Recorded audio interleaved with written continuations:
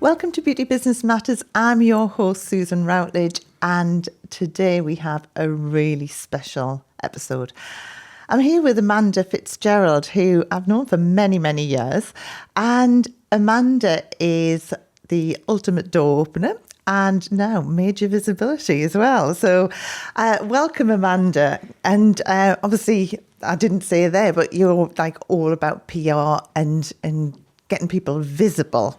But it's quite a long time since we first met. I think I just came somehow onto your radar. I think I must have seen something you were doing, and then somehow we got in touch, didn't we? Yes. I mean, Susan, we've known each other, and thank you very much for inviting me to your podcast as Major Visibility. I do need to put my hat on just for this. I need to salute you. Yes, salute. I love it. It's all about getting everybody major visibility in the world. But yes, no, you came onto my radar. Oh, I think it's a good 12 years ago. Yeah, something like that. Or 11 years ago, whatever. We had a lovely chat, and we both connected really well. And then I think you received my emails, and then you said, Amanda, why don't you come and give a talk at one of your amazing retreats? Was that the next step? What happened? Yeah. And then we ended up in Malta, didn't we?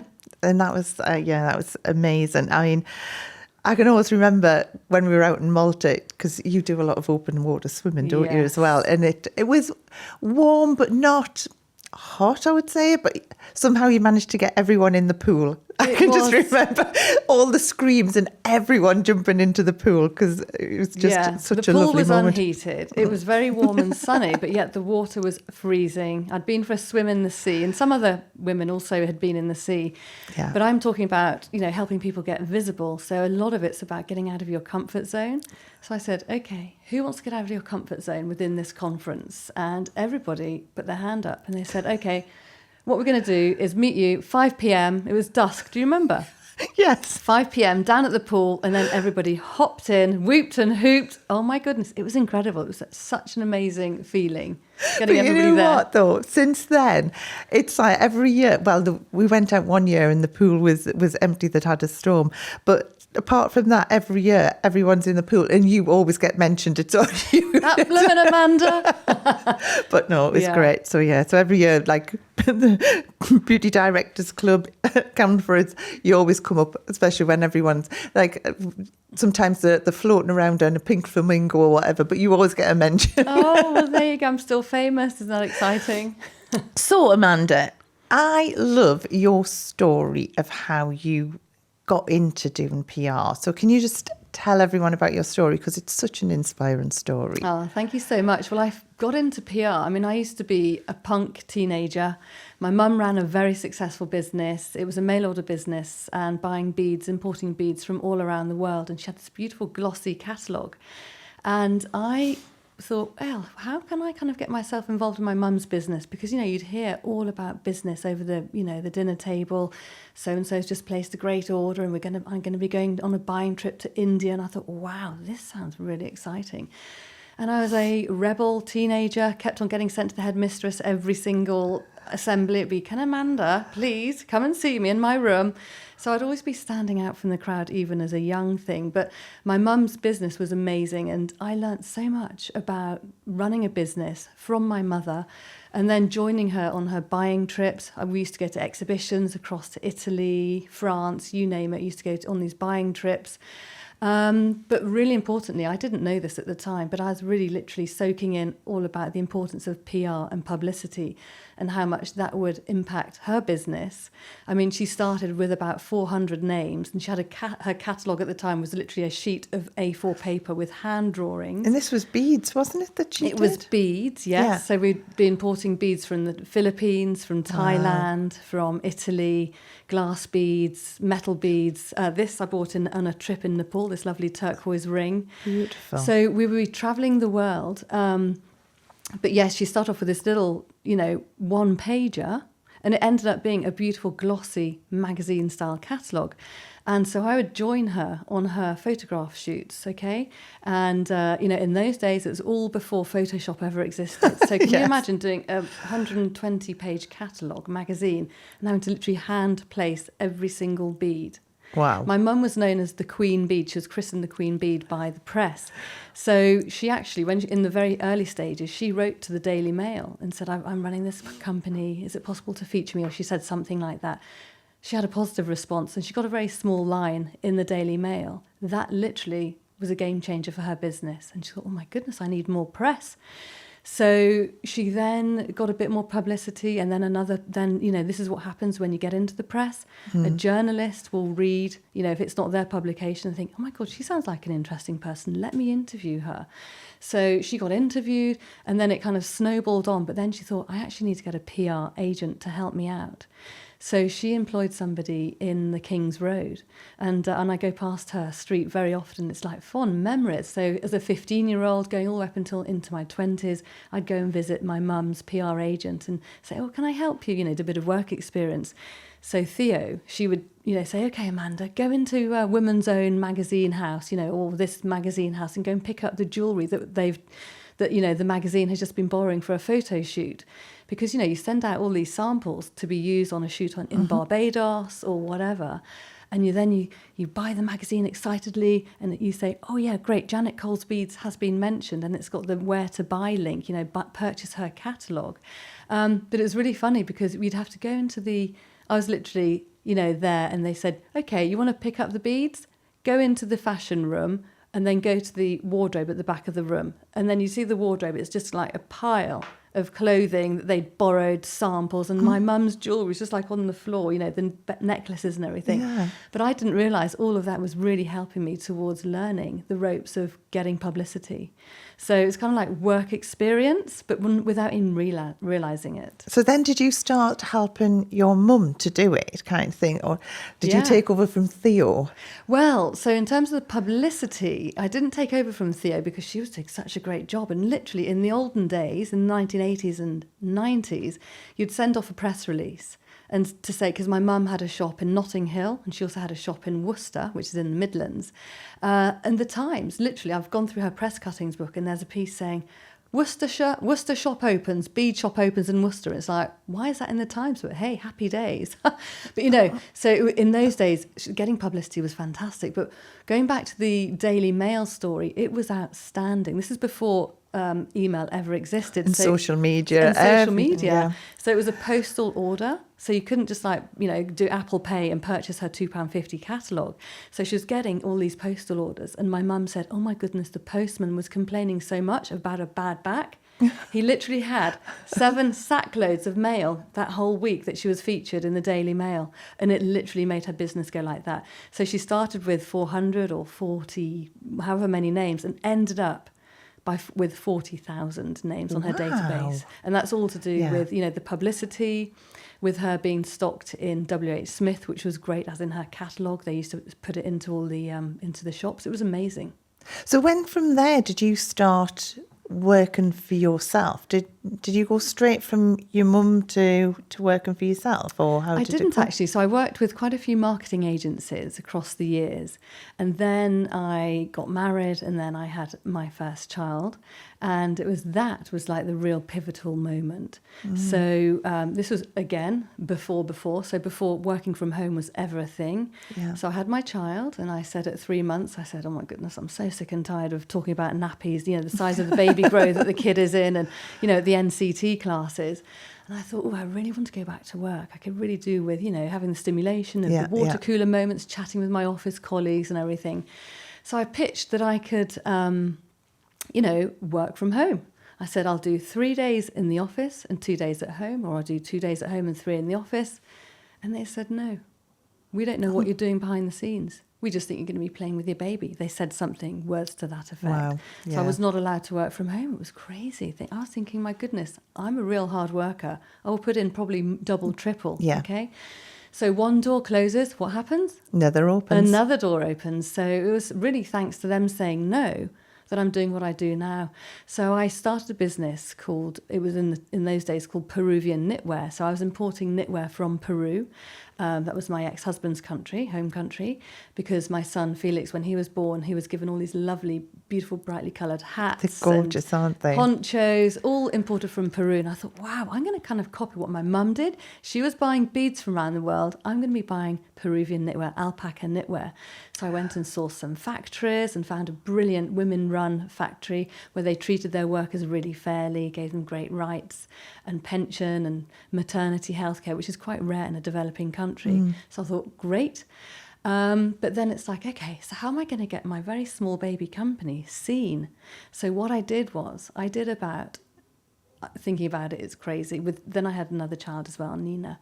I had 2 young children, and I did about 125 pop-up shops. So that's me packing the kids off into nursery and me packing my car. It's almost like a living trunk show. I literally had all my gear in the back. And then I would, set up a stall at a fair, at an exhibition, and sell my knitwear. And my mum at the time was going, but Amanda, do PR. Why aren't you getting yourself any publicity?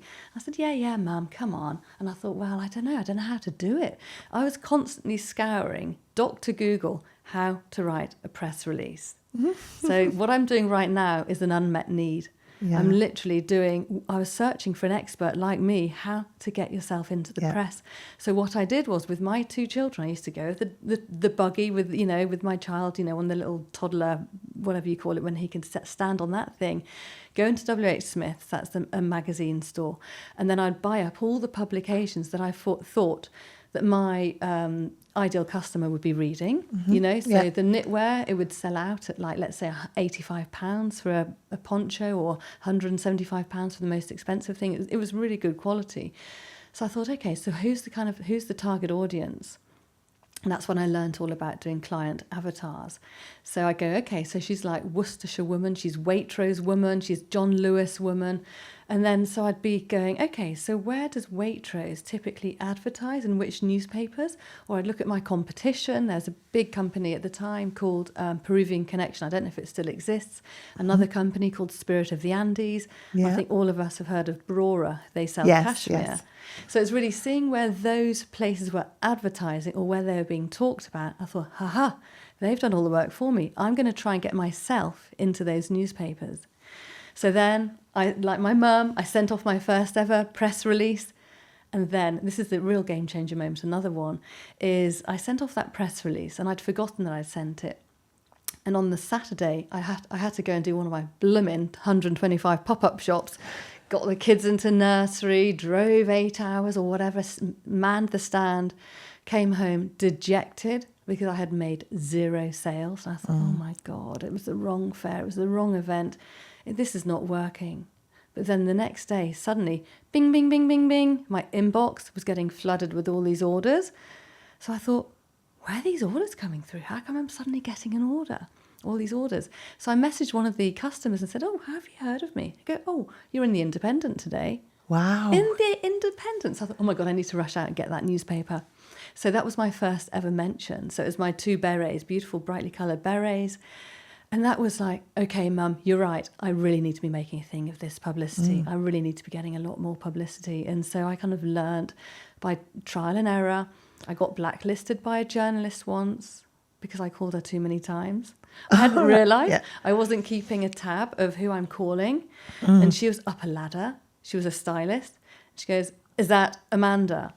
I said, yeah, it is. Great. Does she know it's me? Am I going to get featured? She goes, never call me again.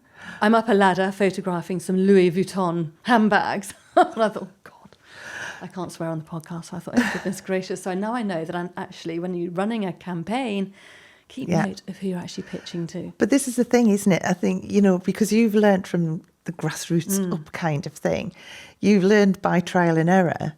It's, that is the way to be able to teach it to someone else. And that's what I love about what you do, because there's a lot of PR agents out there who will do it for you. And I know you do some of that, but as well, you teach everyone how to do it as well, which I just think is like amazing. And I know that's been so so to my members in Beauty Directors Club when you've spoken to them, because the thing is, every business is different as well, and just doing those few things, and it doesn't have to be anything major visibility. It doesn't have to be. Hat on again. You said the major words, Susan. Really? Did you mean to say major visibility?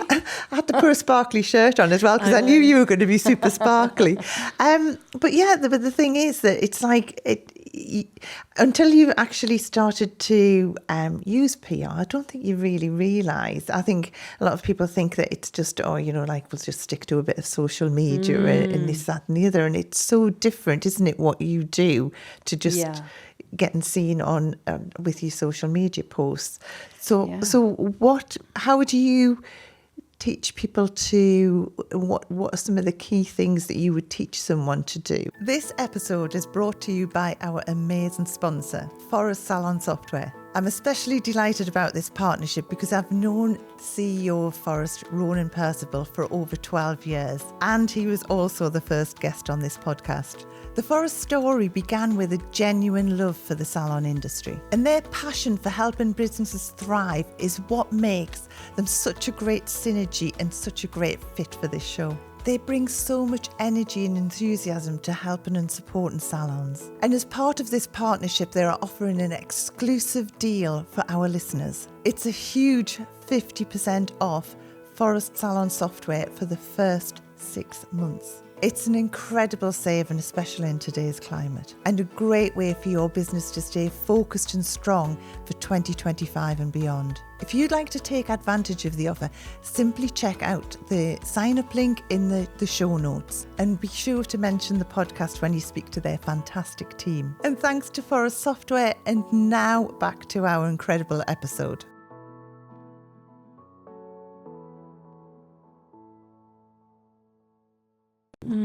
Well, first off, I wanted to say that getting publicity, even for a CEO, all the way down to absolute beginner, I call it an essential business life skill. You need to know how to self-promote. Yeah. So a lot of people don't actually like to do that. So some people say, "Oh, I'm really good at, when I was working at, in a marketing agency, I was brilliant at promoting other people's companies, but when it comes to me, I hate it. I can't stand the thought that people are going to think I'm showing off.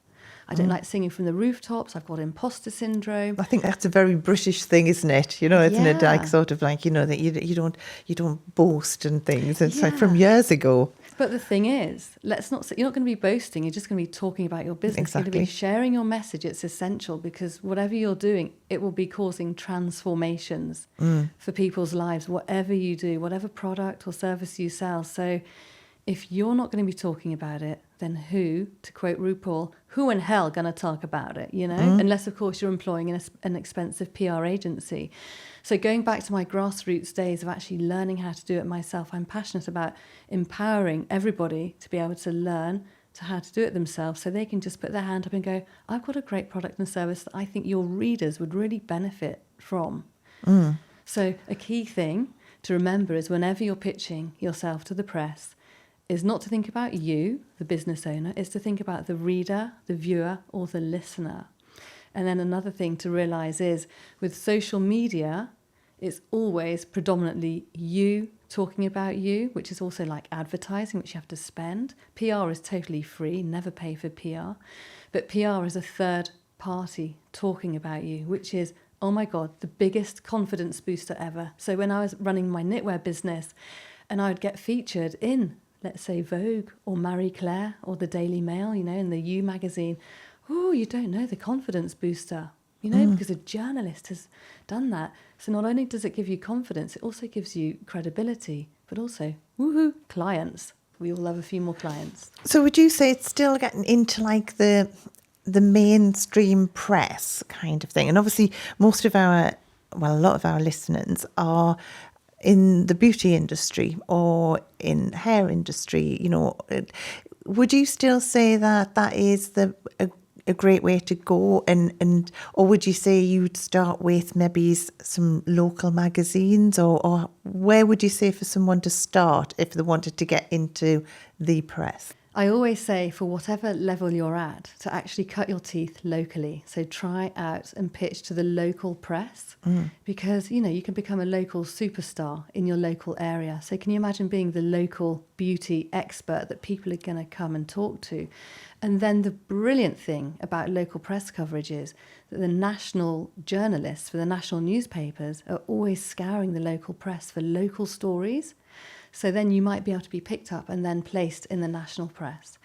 But it also depends on where you'd like to be seen and why.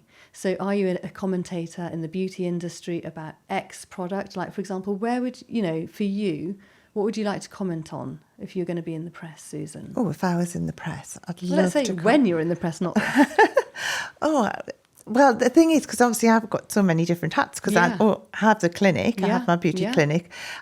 So obviously I'd love talking about that. I do a lot of judging, so I'd love talking about awards. I love podcasting. I'd love talking about that. And God, and as, of course as well, I love working like Beauty Directors Club, and I love working with other salon owners, helping them to celebrate and elevate their business as well. So I don't know. Where would you say, Amanda? Well, I'm going to ask you, tell us all about your 12K story. I mean, this is a brilliant story. Oh, yeah. I mean, I forgot about that, actually. Well, funny enough, I forgot about that, but I was talking about it a few days ago. Because when we brought in a new piece of equipment, when we brought in HIFU into our clinic, we then decided to ask the local editor from the magazine to come in and have a treatment. And although it was an expensive treatment, I thought that's worth getting her to come in.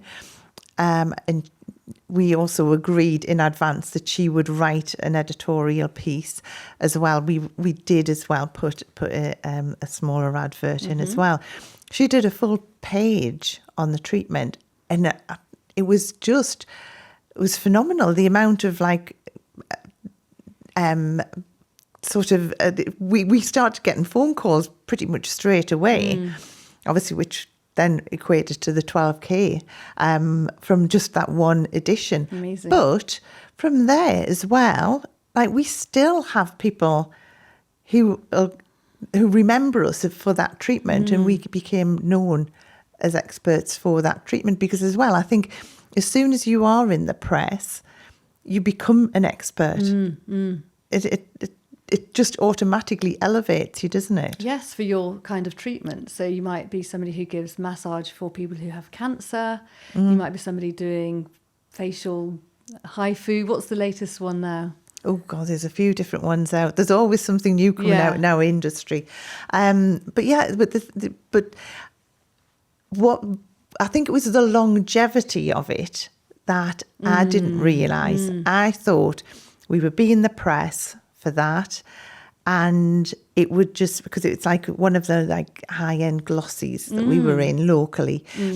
I thought we would be in the press and that would be it. And it's the same. We still get people, I think when someone's interested in something, or if they see something that they think, even if it's not now, they think for the future, they'll keep it, won't they? They'll keep that article. And also people love to celebrate the local person. So I won an award, a Dragon's Den style competition. And this is when the kids were at nursery. And I was in a full page spread in the local Colchester Gazette. And I walked into the nursery to drop off the kids, and suddenly my face was emblazoned there with my beret on, going, local mum wins award. And it was like, oh my goodness. So your clients like to celebrate you, and nothing is better also for everybody listening. Imagine getting the as featured on, as seen in logos, or you get that newspaper clipping and put it onto your salon wall, because that really backs up that you are the person to go to, and it really makes you stand up above all of the other competition on the high street. I mean, I think that it was a big shift for me, sort of thinking, because I think if we just put posts on social media, we would never have got that. I mean, we do put posts on social media, and we've never had that where the influx of people coming in, clients coming in. So I love that. And I was just looking, I know you've got your props there, you've got your mic.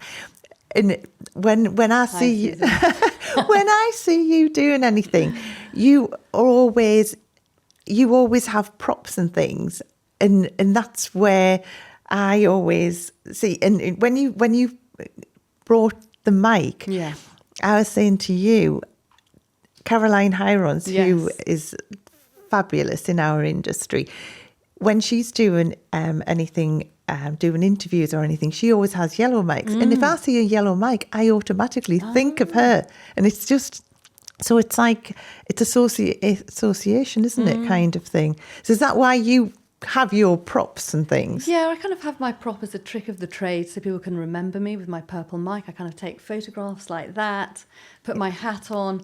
It's to stand out from the crowd. I mean, yeah, back as a teenager at school with my hair crimped, spending 69p a week on a can of, hairspray. So it did start off young, but it really is so people can go, oh yes, that's that woman. She's all about standing out from the crowd. So I kind of do it so I'm walking my talking to show people, but nobody has to wear a crazy hat and wear feathers and all that stuff. You can all stand out in different ways, and another way of standing out is by showcasing your expertise in getting into the press. And, listen, social media is really beneficial for you. Can you imagine doing a great video series or getting some of your clients to talk on camera? And to share that'd be amazing. So you're known as the person, like Caroline with her yellow mic. It's like, okay, so, what prop could you, if you need to have props or whatever in your salon to do a video interview series, what are things that you can do which makes you stand out from every other salon owner who has the expertise which you're known for? Yeah, I totally. So just going back, obviously we talked about having your avatar. Is that as important as, where would you say is more important, starting with something like your avatar or something with like having your bio? What is the first steps to getting your PR kit together kind of thing? So in your PR toolkit, you should have some great photos. That's number one, because when you're pitching to the press, again, you'll stand head and shoulders if you've got some great professional shots, okay? So that's number one. But over the years of running my mentoring people how to get into the press, I always, whenever I do a VIP day, I invite a journalist to come along. So I'll do my hour with my client first, and then I'll introduce my client to the journalist. And I'm very visual, so I used to kind of see in my mind, because my journalist friend would go, so what do you do? So that would be, so what's your top line? So a top line is, I'm a physiotherapist, I'm a beauty expert, I'm a, masseuse, or whatever your area of expertise is. Explain it without any jargon from the get-go. So try and say exactly what you do. I'm a skincare specialist. So can you think of some top lines for people in your industry? Like skincare specialist, like kinesiology expert, all those kinds of things. Yeah. So you'd start with exactly what you are. Yes, without any fluff, and kinesiology. So I'm already thinking, what exactly does that mean? So I'd actually ask you to go a bit above it. So what is a kinesiology expert? So basically, sorry to say, but I've learned this from journalists, never assume knowledge. Yeah. So you'll know what a kinesiology expert is. But I guess it's good if you're talking to people in, within your industry, but if it's broad for the broader press. Yeah, so you would bring in then, so this is all part of your pitch, isn't it, really? Yeah. So you'd start with exactly what you are, then break it down a little bit more into sort of, does it have to have, like, when people say about it has to have a hook? So I call it the bio triangle, and it's got 4 slots in it. So we have your top line. So I'm a business coach, or more specifically, I'm a PR expert or a PR mentor. And then the next one, this is the fun thing. The next bit is, what's your moniker? So do you remember Mary Portas, the Queen of Shops? Yes. Nick Jones, whatever his name is, the loophole lawyer, or the money-saving expert. So my moniker, I used to be known, I still am really, the ultimate door opener. But nowadays I'm being known as major visibility. So if you can kind of think, that's going to hook people in. It's like, that's a bit more exciting, a bit interesting. Yeah. So what's Susan Routledge's Monica. Well, I did something around that with Jojo Smith, who's going to come on as a guest as well. And she was like, right, well, really, you're the beauty director's director. And I was like, oh, yeah, I am really, kind of thing. There you go. And she was like, you need to start using that. And I can, so. There you go. And, the beauty director, I mean, it's a great title for starters. And then the director of the beauty directors, that's like, So, you're putting a stake in your ground right there. So going back to the bio triangle, you've got your top line. So you're a beauty expert, would you say, or a profitable salon expert? In what I do. So I would say I am a business turnaround consultant. There you go. Brilliant. A mentor. Yeah, excellent. And then you've got your Monica, which is the beauty director's director. And then I've got something called the Nail It in 8. That is how to say what you do in literally 8 words. So here's mine, if I can remember it properly. I train female entrepreneurs how to secure game-changing press coverage. I think that's about 9. Okay. Yeah, so it's describing what you do, and again, not having any industry jargon in it. So if you're just explaining what you do to another podcast host, they've never heard of X terminology. So it's really what you do. So another one could be, I help beauty salon owners run profitable salons. Or go from loss to major profit. Yeah. That could be a really good one for you. That's a really easy way to do like a pitch, isn't it? Yeah. Kind of thing. That's just. Did you come up with that? You're all. I did. Oh, I brilliant. did. See, that's why you're so good at what you do. It's brilliant. Because I mean, in the past when I've done pitching and everything, everyone's like, it can get quite complicated, can't it? Kind of thing. That just breaks it down so simply. Well, it does, because I used to go to these, it used to be called the kick-ass dinners, and there'd be 30 women around a dinner table. Maybe you went. Maybe that's when we first met. I don't know. Anyway, that was like about 10 years ago. And so it's almost like going to BNI meetings. So, when you go to BNI meeting, people like have their script and it's like, like the town crier, that massive scroll. Oh my goodness, they're going to spend forever telling us what you do. So these women would go around, it's been like, whew, blimey, the starters are getting cold already. And I can't even remember what anybody said, apart from that woman in red, because she said something really impactful. And then one day, the organizer said, okay, I want everybody just to say what you say what you do in literally 10 words or 8 words. So we had to really have a challenge on doing that. And I thought, ooh, that is powerful. Because then we're going to go around the room fast. And I'm going to remember that she does this, she does that. I really want to speak to her. Brilliant. So whenever I deliver my elevator pitch, I train people to do this. And then the best thing is, get a queue of people waiting to speak with you afterwards. So I went on a BNI meeting the other day, had 2 people saying, I want a one-on-one. And then I did a one-on-one and she goes, I want to work with you, because it's just really powerful. And the good thing about having such a short one, if I can remember it correctly, it's I help lawyers on the brink of burnout to thrive. Okay? So it's things like that. I help people and who is your target audience? I help corporate females to surpass the glass ceiling, or something like that. Yeah. So it's like, what is the great outcome that you help your people to do, or, say we do it?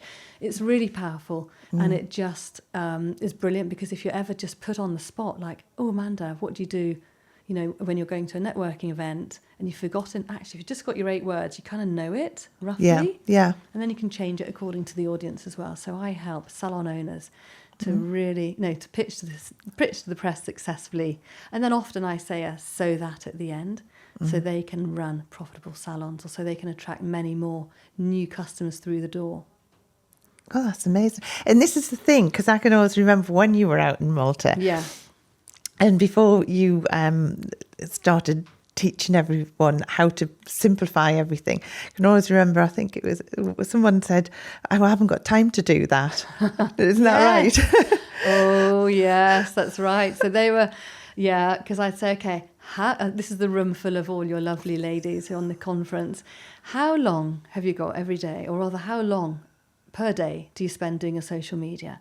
Raise your hands if it's an hour. I mean, I think, is it the general consensus? Everybody spends about 2.5 hours, like 1 hour prepping, and then you're doing all your commenting. I think it's a lot of it just procrastinating, thinking what you should do. Yeah, you know, so if you put that into one pot, let's just say it's 1 hour. Okay, so has anybody got 1 hour a day to do your PR?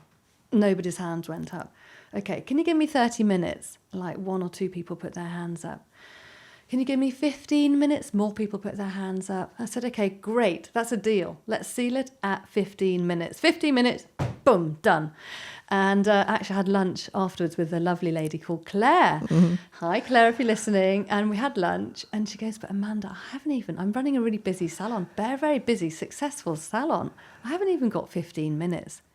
I said, Claire, can you give me 10? No. Can you give me 7? Okay, I can give myself 7 minutes a day to do my PR. So the PR7, your daily PR7, was born in Malta. Isn't that great? I love that, yeah. So it's literally what you're going to do in your 7 minutes per day. So just make sure you allocate a certain time of day. Let's just say 10:15, 3:30, whatever time of day. You've got to be consistent. So getting into the press, getting visible. So I talk about visibility. It's not only getting into the press. It's also, you know, pitching to podcasts, to speak on podiums and panels and all the rest of it. But you need to spend, let's say, 7 minutes a day. So you can prepare your email or you can prepare your bio. Just get it ready. And then you see an opportunity, it's ready to fire off to somebody immediately you see it. Or you might have a friend who's not in your industry saying, you know, Amanda, I've just seen an amazing call out for beauty experts. They're looking for an expert in, you know, the damage that Botox can do. I know that you've got some friends who are experts. Why don't you speak to X, Y, and Z? Then you've got your email already set up. It's, you know, then you just need to top and tail it according to that call out. Yeah, and the thing is as well, something else I know that you do, you've got like the awards, because I can always remember when we won our very first award, there was a lot of press in the Northeast because they were trying to like highlight, they were doing a passionate about campaign. Yeah. And so like we were passionate about beauty and there was like passionate about banks and passionate about all sorts and bakeries and all sorts of different things. But we got the title of passionate about beauty and they'd said, you know, right, you know, because we were going for UK Salon of the Year, and we just like they'd said that they would do some PR if we won, and I just didn't think to do anything myself. So, and when we won, the thing is, it was a Saturday night. Yeah. We won, and then I contacted them on the Monday. And then by that time they'd done something, it was sort of like midweek. And then everyone was like, everyone was like saying, well, it's old news now. You know, you've got to have something. And ever since then, I've always said to someone, if you are entering awards or anything, make sure you've got something that can go out to say that you didn't win, but you were finalist and big yourself up that way, or that you won. And have something ready just to go, because that was one of the biggest, I mean, that was the biggest award apart from Employer of the Year. Yeah. That was the biggest award we won, and we just didn't get the PR around it. Yeah. And so when you're saying about having things ready in that, it's just so key. Prepping it all up. And I've recorded a masterclass for people who are going to attend an award ceremony because they have been nominated as a finalist. So I've recorded this, and it's brilliant because I tell you what to do on the night, what to do even when closing the door to your house, really how to get some brilliant footage around that ceremony, who you need to speak to, who you need to get some pictures taken with, so you can really maximise your win or your nomination. And then also within that package, we give you a press release template. So basically, it's literally like filling it in by numbers. So, you know, you can fill in your press release and it's there to fire off. So had you known about that when you won that amazing award, you'd have gone, oh my God, I'm going to whiz it off to the local press, even to the national press. That was a national award. You could have got onto BBC Breakfast talking about why you have been selected with your salon. What, you know, and everybody loves a human interest story. What are the loops and hoops that you've gone through? Is it through past COVID, you know, when everything was closed down? What are the great stories that you've got that you can include in your press release or in your email that you're going to get ready to send off on your PR7, your daily PR7. Yeah. As I say, I just up until that date, I didn't realise how relevant it was to have things prepared in advance and things. And I know when we did the books, when we did the Beauty and the Best books, and they went to bestseller and things, we got things out a lot quicker. And then radio stations picked up on it and different things, and it was great because obviously that was multi-author, where like everyone from Beauty Directors Club had their stories in there. But then it was so lovely to see like sort of like BBC Radio picking it up all over the place and that, and it was just amazing. Like I know they say that it causes a buzz, but it does, doesn't it? It causes like a feel good. I call it a PR snowball. So a PR snowball is when you get one piece of press coverage and a journalist from a different organisation picks it up.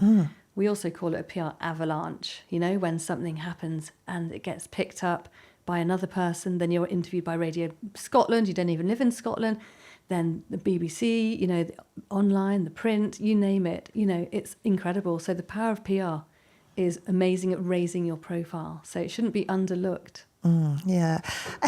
So I know we're going to put something into the show notes, aren't we? So the awards piece that you've done, because I work with so many salon owners, and I'm always trying to get them to enter awards because I just think it for one thing, when you do, it's practically the best business plan you can do, because it's not very often that you get to like think about what you're going to do ahead and what you've done and celebrate and things. And I always like say, just do it, even if you don't press send. But the thing is, I think when you've got something like, if you had you press everything ready and things, because even just entering awards, to me, that's clients just hear awards, don't they? So that you can do press just from even just press and send to enter awards before you get to semi-finalist and finalist and things. But I know we're going to put in the show notes about because you've got an offer, haven't you, for everyone who watches the podcast? I have. It's a very special offer. So we've got this masterclass, which has got the training of what to do on the night and after you've won the award, plus your press release template. So you've won it, you just fill it out, send it off. It's a great training. So we will give you a very special offer if you will drop the code in. Do you want to know the code now and the price, or should we just drop that in the show notes? No, tell us. Okay, so it's £77 for that. But because you are a lovely Beauty Directors listener, watcher, viewer, audience member, for you can just have it for £7. Wow. That's amazing. That is amazing. So the code, the coupon checkout is Beauty7. Right, amazing. Oh, that's so good. Amanda, you have given us so much in this time. I just love everything you do. What I love is how you just simplify it. And, I think most people think that PR has to be expensive.